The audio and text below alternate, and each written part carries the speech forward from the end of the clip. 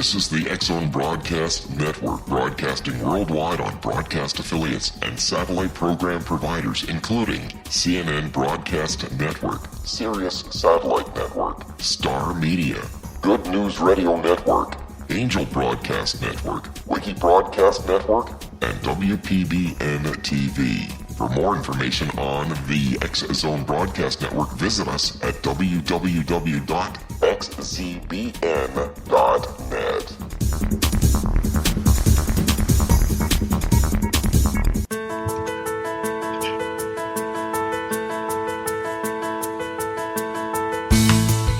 Hi, curious minds out there in our ever-expanding radio land. Welcome to CC with BB, Connecting with Coincidence with Dr. Bernie Beitman, MD. That's me, the only radio show in the world dedicated to the study of coincidences, synchronicity, and serendipity. We are coming to you through the X-Zone Broadcast Network, located in Hamilton, Ontario, Canada, and broadcasting all over the world. What is the relationship between mind and brain? Does brain produce consciousness, or does the greater consciousness produce the brain? How do mind and brain interact with each other? I'm a psychiatrist. I study this question in my office. I help people with medications and psychotherapy. I work in both the brain and in the mind. You need your mind to recognize a coincidence and your brain to talk about it. Coincidences are like messages in a bottle. The message can be about you, and the message can be about where the bottle and message came from, that sea of infinite possibilities. Synchronicity spoken here. The phrase connecting with coincidence is my brand. It is the name of my book, my Psychology Today blog, my website, and my social media sites. To find any and all of them, please put Connecting with Coincidence in your search engine. Would you like to know how sensitive you are to coincidences? Take the Weird Coincidence survey on my website. How can coincidences be explained? The standard answers are God and random chance. The trouble with these standard answers is they exclude you and me. We have something to do with creating coincidences. First, a conscious mind needs to notice them to make them real. But what else do we do sometimes to make a coincidence happen? Perhaps, as author and psychologist Gibbs Williams says, and I agree, sometimes we use coincidences to help us solve our psychological problems. But how do we explain the not uncommon experience of feeling the pain of a loved one at a distance, or having the same dream as someone else, or knowing that something specific will happen or is happening some distance away? For example, there was a lowly member of a high school class named Winston who took a preliminary exam to be placed in a much sought-after position. The exam seemed to require special effort on his part because so many people were better prepared and he had failed before. He knew that among many things, they would be asking him to draw a map of a specific country. The students didn't know which country, however. The night before the exam, he put the names of all the countries in the world in a hat and drew out New Zealand. He carefully memorized that map. The first question on the exam was, draw a map of New Zealand. He received very high marks. That student was Winston Churchill, the former Prime Minister of England, and the test got him into the military, which provided an essential step toward his becoming Prime Minister of England. Winston had several other reported coincidences. He showed up in the right time in the right place to get a job he wanted in the military.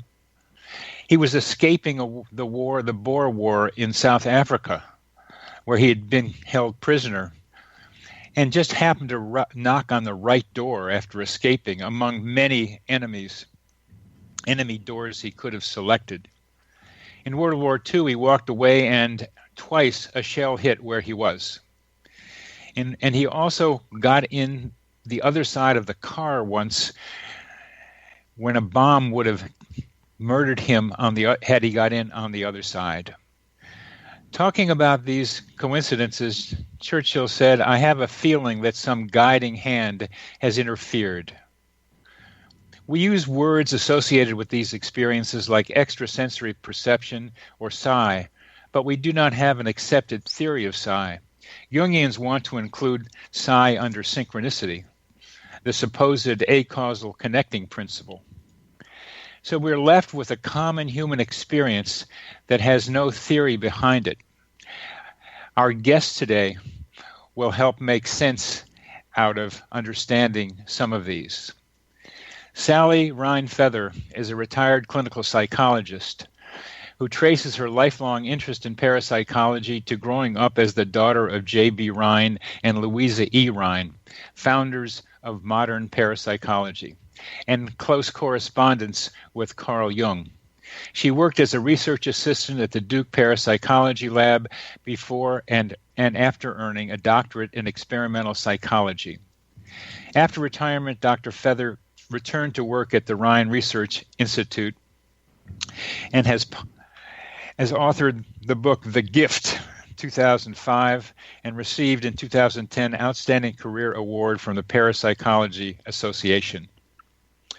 Her colleague Susan Freeman, who is with us also today, has worked at the Rhine the last 8 years as program director and public relations person. She is involved with archiving the historic writings and articles of the Rhine Institute collected over the 85 years and works closely with Dr. Feather in the qualitative analysis of the spontaneous reports, both historic and current, that come to the Rhine. It's a great pleasure having them here. We will return to talk with them in our next segment after a short break. We passed that one.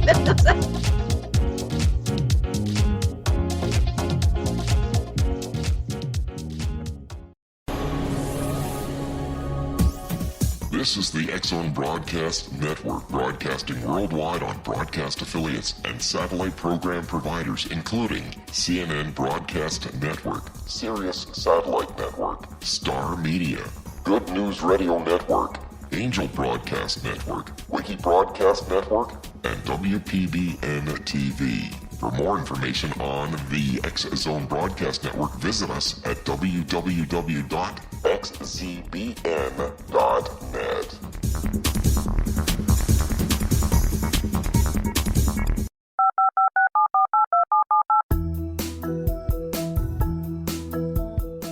Did you know that when you're on the road with limited data or Wi-Fi, you can still listen to the X-Zone Radio Show with Rob McConnell, The Science of Magic with Gwilda Wiyaka, X-1, Dimension X, Space Patrol, and every minute of the X-Zone Broadcast Network by calling 213-401-0080, courtesy of Audio Now. No smartphone, app, or internet needed. It saves your data plan, and it's free if you have unlimited minutes. Call 213-401-0080 to listen on any phone, anytime, anywhere. Remember, 213-401-0080 for the best of the paranormal, parapsychology, and sci-fi radio programming anywhere, 24/7, 365.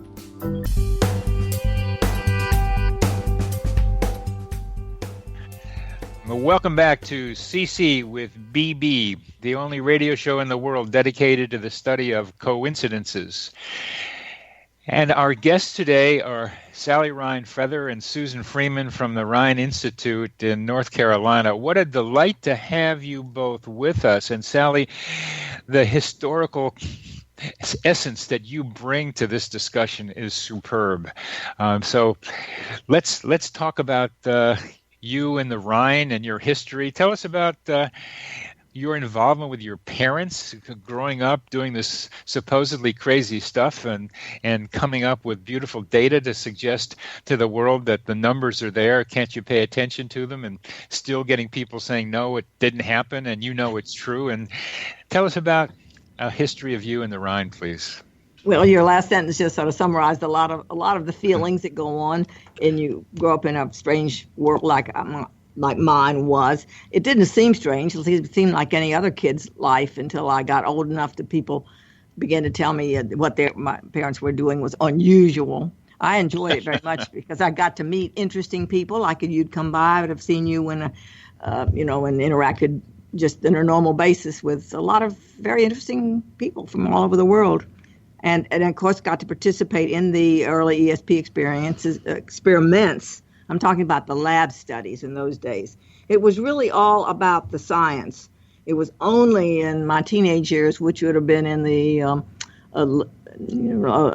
later when my mother got back into the field, that we began to talk about these, what you're calling coincidences. We would just call them psychic experiences that people kept sending in from the very beginning.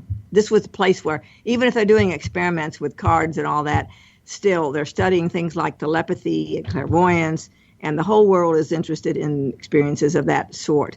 Whatever names we use them, whether even say coincidence, people want to tell you about them. So the early parapsychology laboratory at Duke was the go-to place for sending your account. Where somebody might pay attention to you, at least they were studying it.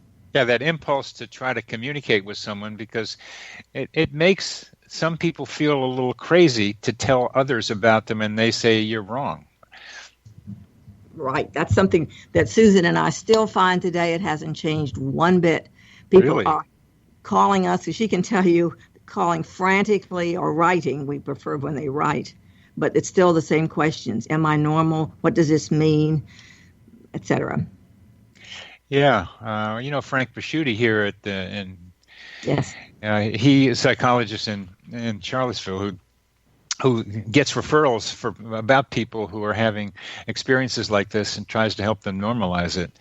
I think that in the younger population that I'm in contact with here in Charlottesville and UVA, these experiences are much more accepted.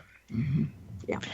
I think there's a cultural shift, at least as maybe manifested by some of the younger people that I talk with here. I hope so. We need to have it better accepted as something people do. I mean, I've got a patient who's got a friend from college who just keeps doing telepathic things with him, like having the same dreams, or saying, "Aren't you at a lake now?" And when he didn't tell her that, I really like the stories of people who are communicating it this way, and they kind of know it. Yeah, I think you're absolutely right. And I'm glad you said what you did about the young people. They also need, of course, the media has affected it, and I don't know sometimes which comes first. After certain television programs, we might get more calls or contacts. That's generally good. Sometimes it's over the top, as you know, and you have to bring it down and help people, as you say, normalize it, not allow them to go too far out into outer space, because we don't know that much yet about outer space. I think we're going to find somehow that outer space and inner space have some connections with each other. Absolutely. That's what synchronicity comes in, doesn't it? Well, that's where psi comes in, too, and that's the discussion we'll probably get to. But I mentioned some stories about Winston Churchill, and I heard you and Susan talking about them, and you have some other stories that I think are worth telling. I always liked the Ruth story, which was in your book, The Gift. To me, that was an example of what was called PMIR, psi-mediated instrumental responses from Rex Stanford, but I call human GPS. What do you that be able to get to the right place at the right time to get what you need? It takes a little more movement rather than what the other side things tend to be standing still things. So, but tell us some stories that you would like to share with the audience. Right. Well, I was talking about the Winston Churchill experiences because it reminded me of a number of reports that have come in from one particular man in his 90s now.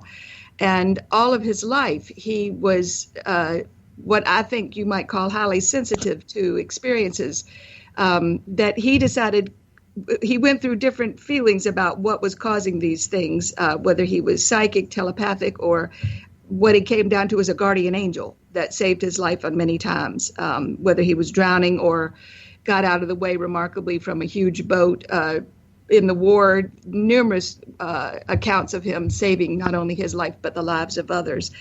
But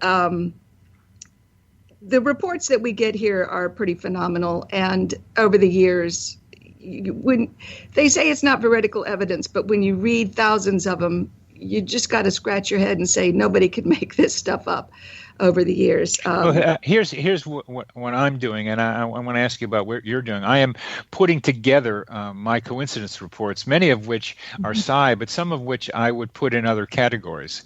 But that's a different question. Right now, I'm just trying to describe the processes of coincidences, like getting out of the way at the right time, like help arriving right when you need it, like running into the right person at the right time for you. These are different processes, of which I've got a whole bunch of them. And I'm wondering, in the stories you have, you must be seeing patterns of the stories. And it's those patterns accumulated by the multiple stories that become the science of coincidences and telepathy and psi.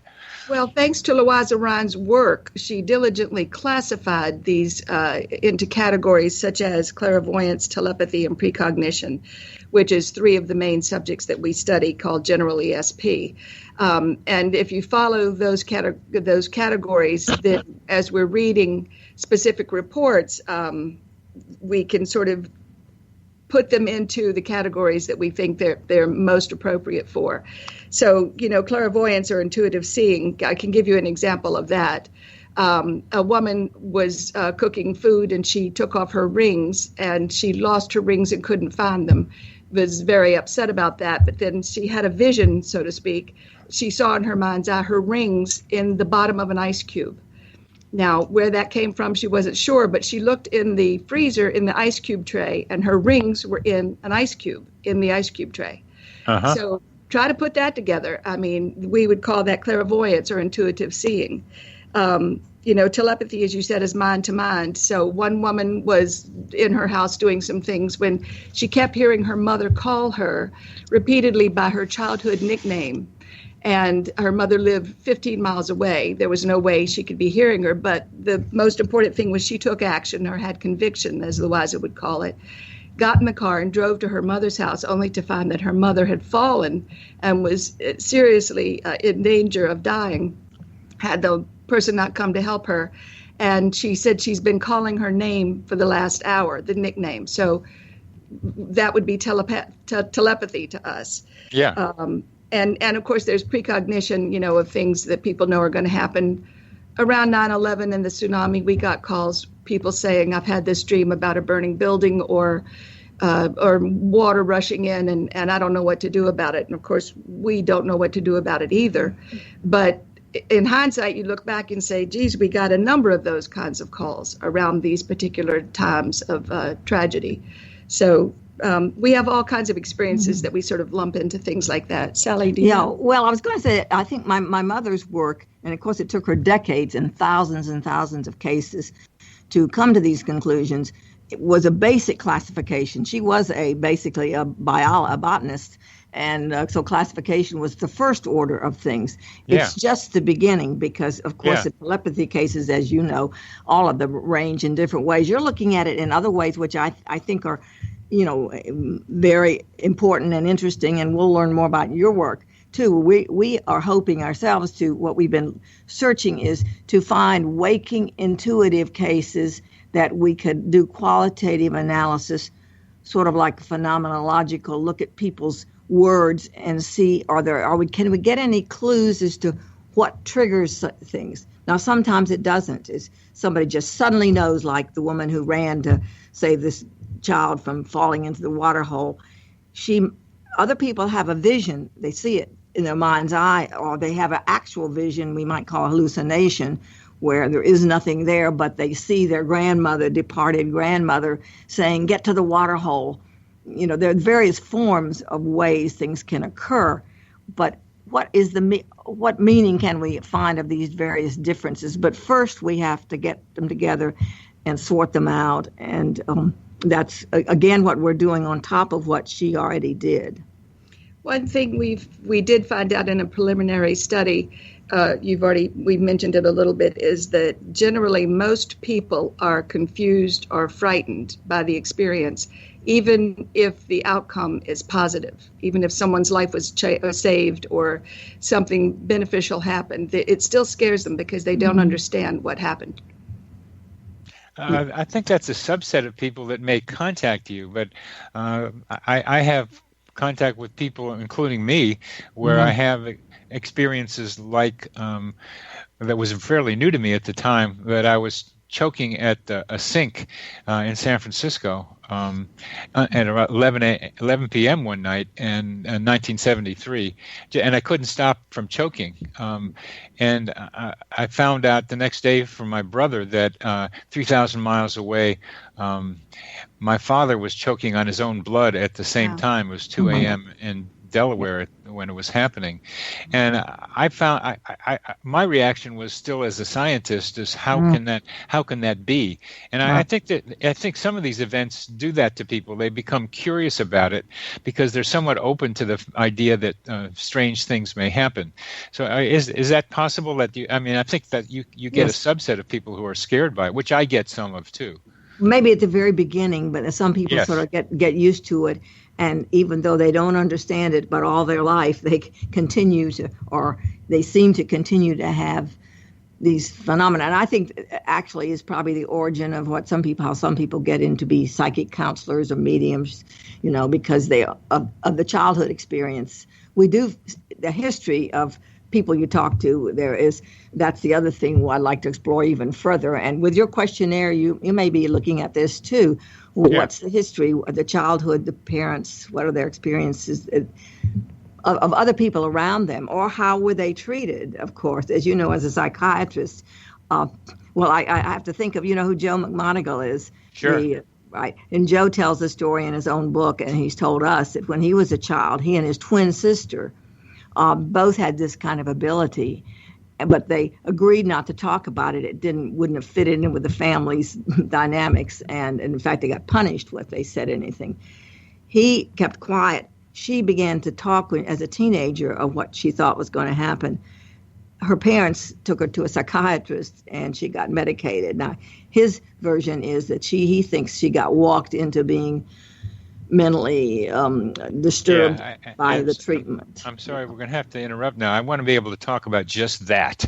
We'll be back after a short break.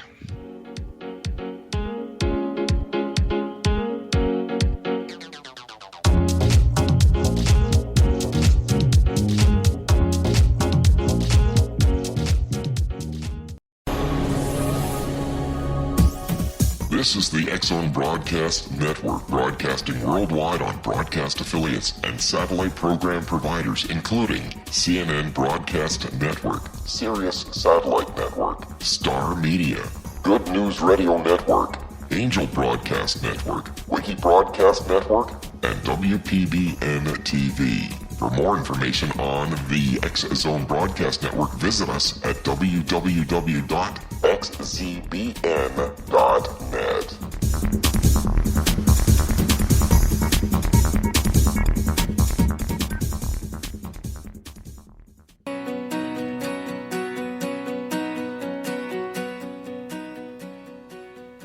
Welcome back to CC with BB. I'm Dr. Bernie Beitman, MD, your host, and we are here with Sally Rhine Feather and Susan Freeman from the Rhine Institute in Durham, North Carolina.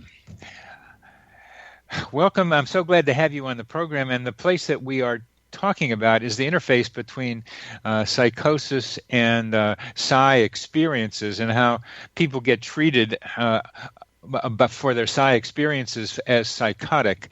And we're talking about Joe McGonigal, who's a wonderful clairvoyant. This guy could look around the world and tell you what was going on at great distance from where he was. And he didn't talk about it, but his sister did. And Sally, please continue what happened after that.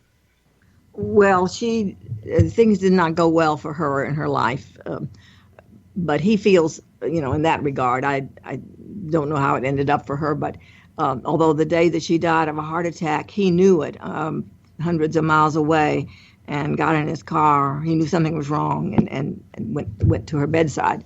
But that was, he felt that lack of understanding in her early environment frightened her, maybe, and led to other things. Whereas he just kept quiet about it. Oh, I mean, that's a part I didn't understand. They were both, let's say, clairvoyant, among other things. Yes. He stopped. He didn't talk about it. She did. Yes. Her parents reacted negatively to that. So it was her parents' reaction that helped make her crazy in some form or another. Yes, exactly. It wasn't and I'm glad you clarified that. It was not the ability. And if you know Joe, there's nobody saner than him. Oh, gosh. So it was not the ability, and of other gifted people we know, we don't see that correlation of the truly gifted. Of course, I'm not talking about the misunderstandings that sometimes people think they are psychic when clearly there's no evidence of their stories really being more than imagination. And we all occasionally are subject to that. So it is difficult to know at first, the very first experiences you have, what's real and what could be a true coincidence when it's just an accident.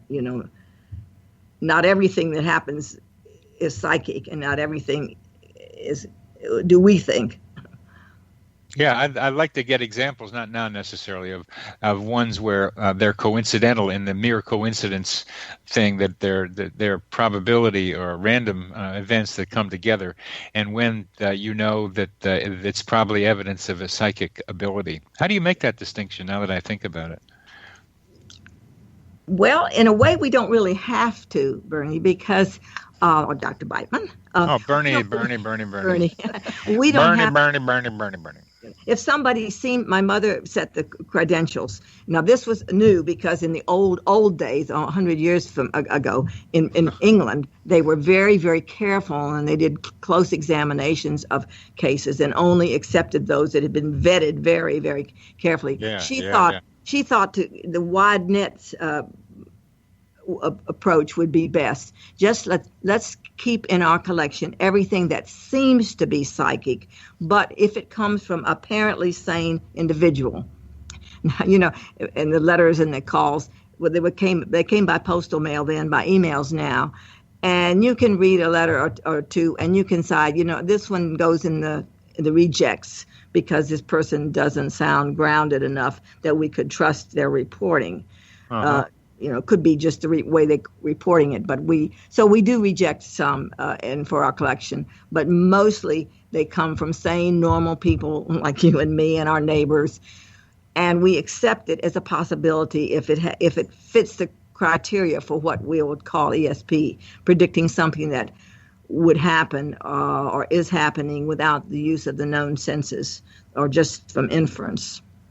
I have a bit of an example, a personal experience that just happened yesterday, which I thought was kind of interesting. I was telling Sally, yesterday morning I was here at work and I had your book and the papers, some notes in front of me, and I get 90% of the calls that come to the Rhine from people who are trying to ask help for their experiences. And this woman called, and she repeatedly referred to her experiences as coincidence and synchronicity. Now, I'm going to say this truthfully. I have never had a person call and use the words coincidence and synchronicity so many times in the entire time I've been talking to people, except for yesterday morning, right before, as I'm looking at these things to get ready for this talk. And I thought that was a very interesting coincidence that someone should be coming and calling their experiences coincidences as opposed to what we might look at as ESP. Unless she was a plant from your radio show. And she, in a way, probably she was. I mean, I've had a series of coincidences related to the radio show, something like this, but I haven't heard one for a while. So thanks for telling me, because this activity. This radio show, I think, sometimes stimulates coincidences around it. It's kind of like a tarot card that I used to like, the Princess of Cups, where she would be dancing, just swirling, and then crystalline forms would form on her, the hem of her skirt. She didn't do it on purpose. It was just her motion that made it happen. And I think activities like this radio show, tend to do something like that. They make coincidences more likely. They don't make them happen.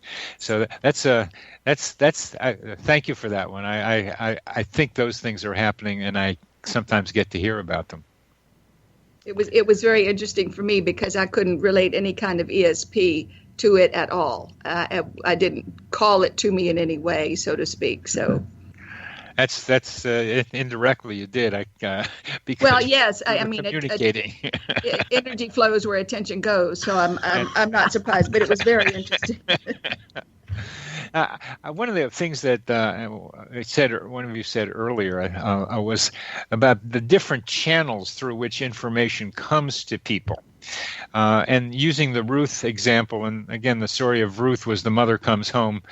Ruth is 6 years old, and Ruth isn't there, and the babysitter doesn't know where she is, and next door neighbor doesn't, and then her mother just blindly, apparently, without feeling, which we hear stories like this other plenty of times, ends up by a huge pool, a quarry that the 6-year-old and her friend were going to go swimming in or go wading in, and it was very deep right there at the edge, and the mother got there in time.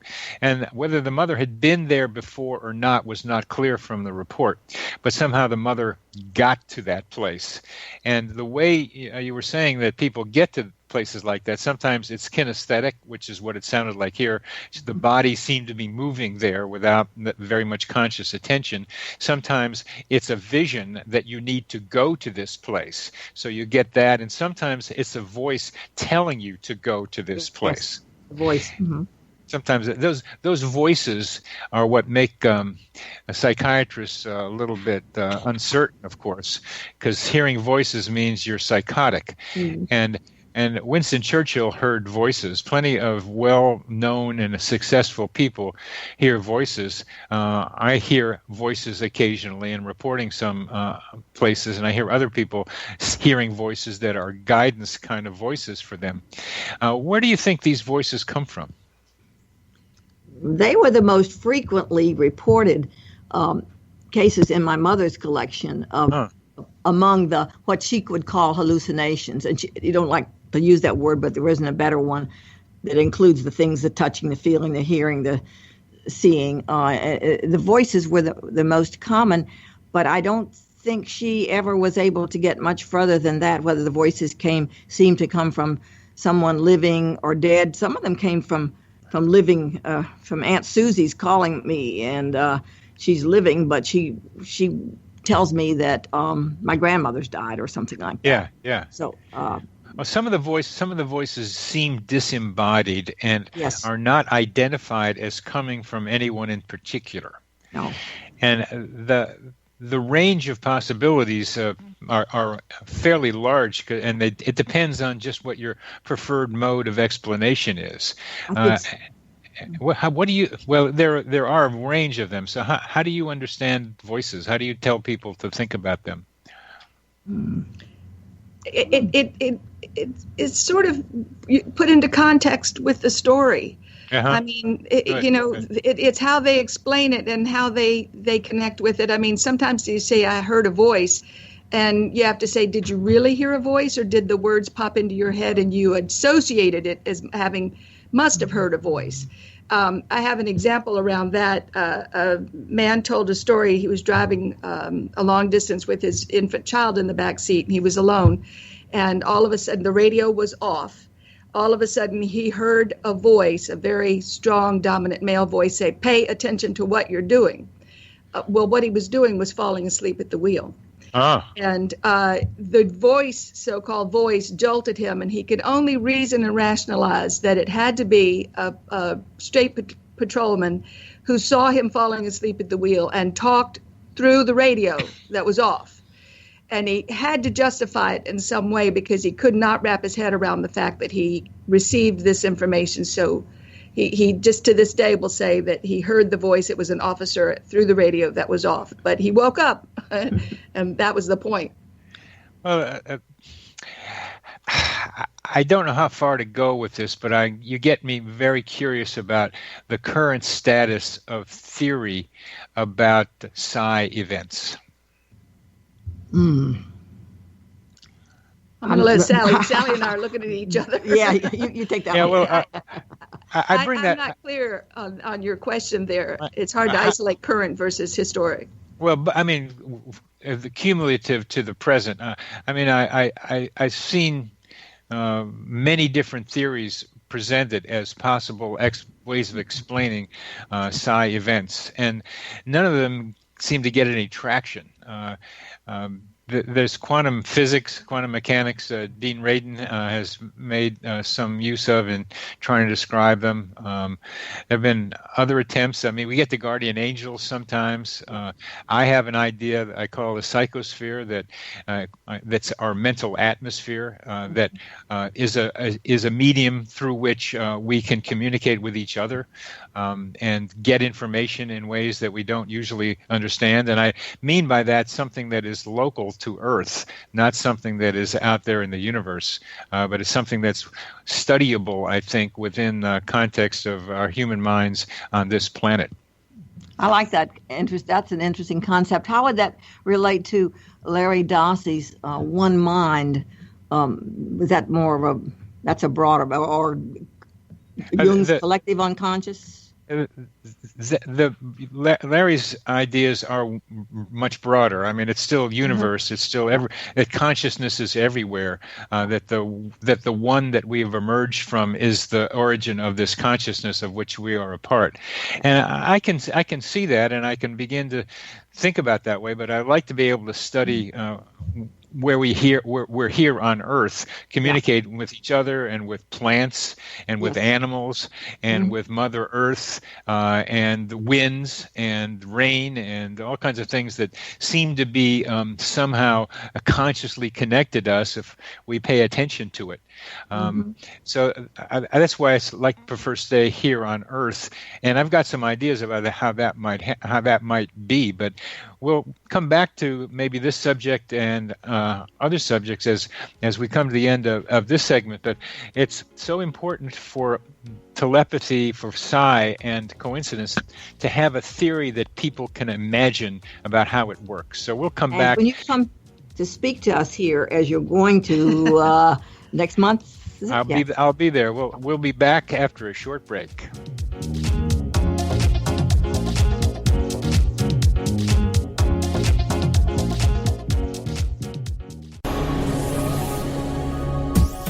This is the X-Zone Broadcast Network, broadcasting worldwide on broadcast affiliates and satellite program providers, including CNN Broadcast Network, Sirius Satellite Network, Star Media, Good News Radio Network, Angel Broadcast Network, Wiki Broadcast Network, and WPBN TV. For more information on the X-Zone Broadcast Network, visit us at www.xzbn.net.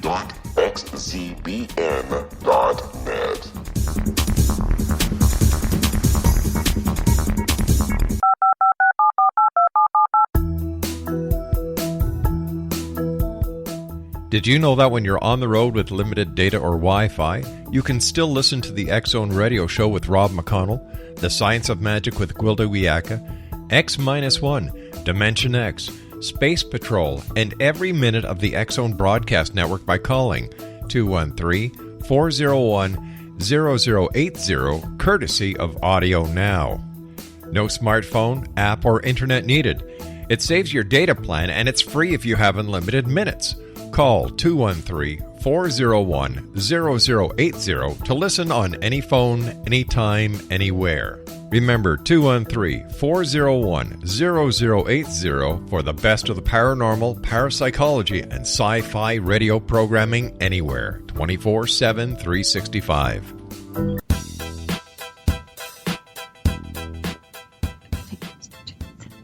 Welcome back to CC with BB, Connecting with Coincidence with Dr. Bernie Beitman, MD. That's me. Our guests today are Sally Rhine Feather and Susan Freeman from the Rhine Institute in North Carolina, and we're here trying to understand how to understand psi events, telepathy, clairvoyance, precognition, and I would add psychokinesis. And I still like to be able to talk before we get more theory about PMIR, psi-mediated instrumental responses. That's a Rex Stanford idea that I call human GPS, somehow getting to a place you need to get to without really knowing how you got there. That some guidance intuitively, and intuitive covers a lot of things, voices, visions, feeling, gets you to where you need to go. Do you include, you must get stories like that, and how do you think about them? We do get stories like that, and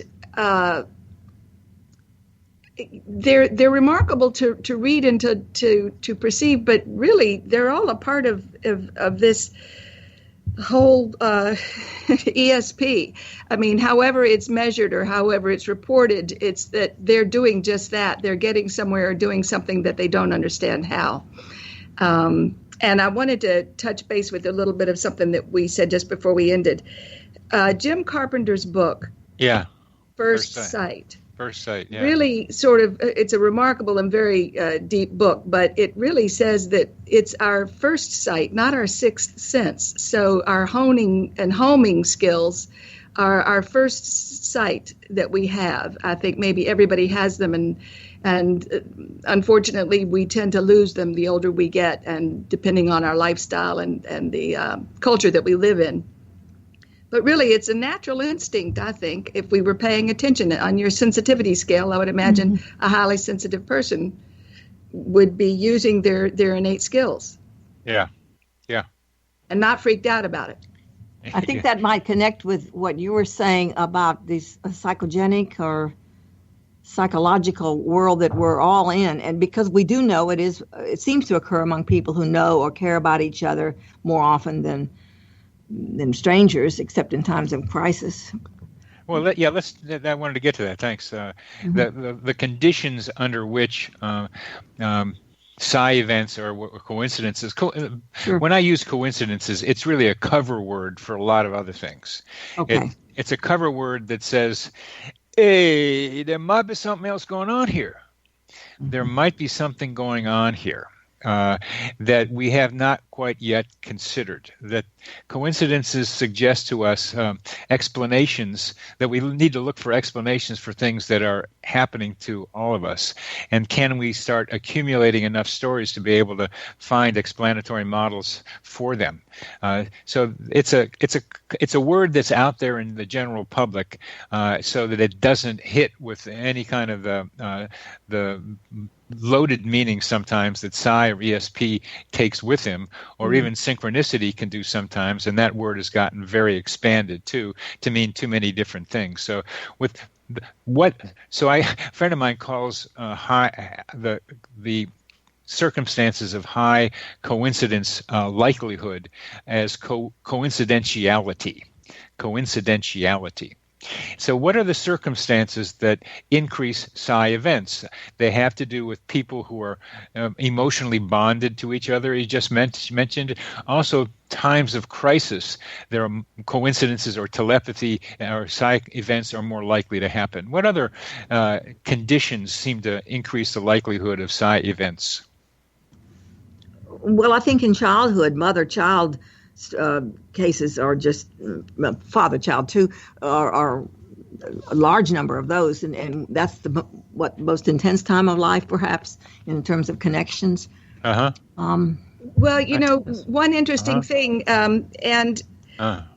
we mentioned it in danger or in something. Most of our stories are about something going on, a psi event happening, a change of events and a different outcome. And in other words, they changed the course of events because of this one particular experience that they had. It's like changing fate almost.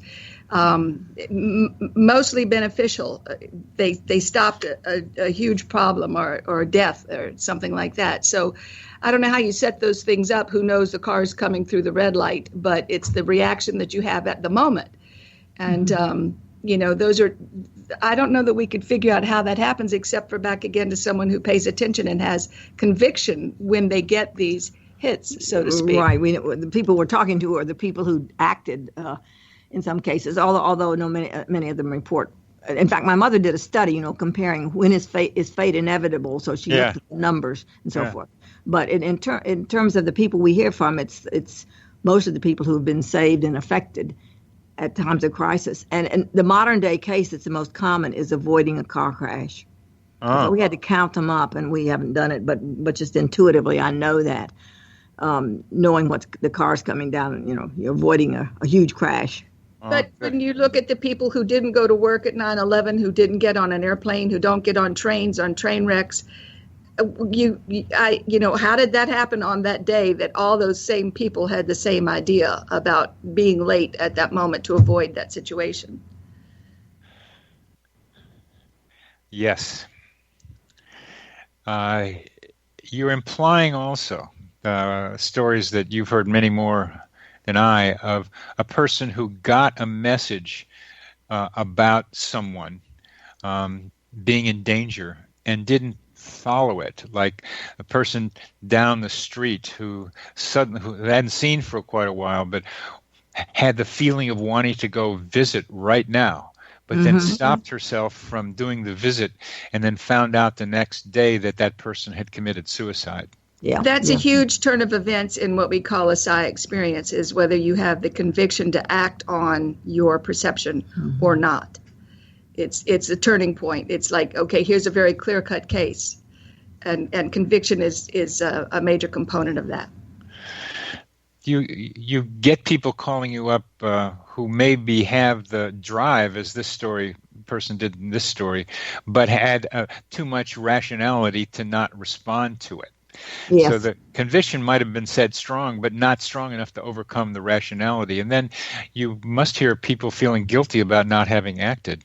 Right, that we do, yeah, absolutely. And I think there's a tendency for people who are overly rational, the logical person, not to have as many or report as many psychic experiences as the more freely creative, artistic. That's fairly well documented even in the laboratory studies. People don't talk about not doing something as much as they talk about having done it. I think that their feelings of sadness or guilt maybe might feel so bad. They might feel so badly about not following through that we don't get many reports about, I wish I had done something. Yeah, that's their first experience after they've messed up. Then they have, think of Marie, the one who reports so many in my book. After the first mistake early in life, she remembered, and the next one she paid attention to. There's some learning from people who I think are gifted. Yeah, let's talk about the people who are gifted, because like a lot of things, some people are better at psi things than others, and some people are better at telepathy than clairvoyance, and some people are better at psychokinesis than they are at any of the other ones. So how do you characterize people, besides the fact that they may not be so rational, although Joe McGonigal was certainly one of the most rational guys you want to run into. Right, on the one hand. But on the one hand, yeah. I think, he's got his... I don't know. That's a good question. I'll have to. He's coming down in a couple of weeks. I'll have to ask him that question directly. It's certainly we have a lot of people come to the Rhine that are very, very gifted in one skill or the other. Lots of mediums, psychics, people offering their skill sets for us to research, which we don't really do one-on-one like that too much. And you listen to the stories about when they knew that they had this ability, how they developed it, were they born with it, but how do we classify them? I don't know. But it might be normal around here. There's a lot we have to do. It might just be more normal here than other places. Yeah, right. The new norm. Yeah, that's good. I hope you expand that to a larger population. Well, you're helping too. Yes, thank you. I'm trying to be part of the same thing. Now, you mentioned medium. Now, mediums is not the usual psi sort of thing. That's connecting with somebody who's passed over, supposedly. That's true. And so but you do deal with medium activity as well. Is that right? Yes, we find the mediums that have come here are fairly psychic for living people as well as for the deceased. And that's a whole nother chapter we didn't have time to get into today. We do have a number of experiences, of course, that come to us which suggest survival. You could look at it different, but there won't be time to go into all that. Well, I'm going to summarize what I think you might say in a different way, is the mediums aren't picking up somebody who's passed over, but picking up information about them from people who are living. We're not sure. Mm-hmm. Could be both. We're not sure. The mediumship falls under one of the 5 categories that we would say we study here, and would be under the survival category, which is the fact that someone's personality or consciousness or spirit remains after physical death. I think J.B. Rhine started out trying to research that, but it's really not easy. I think Windbridge Institute is one of the only places that has done abundant studies on mediumship, but it does fall under the survival category. The 5 categories that we do study are clairvoyance, telepathy, precognition, psychokinesis, and survival. So that's the areas that we stick with. It's not orbs, it's not aliens, it's not Loch Ness Monster, and it's not ghosts, but although ghosts get in there under survival. Of course they do. Yeah. Of course they do. Well, we're getting to the end of our program, and it's been a delight having both of you here. Thank you, Susan. Thank you, Sally, for being here with me, and I'll see you in a month or so. Yeah, thank you. Look forward to hearing more. Good. Over and out.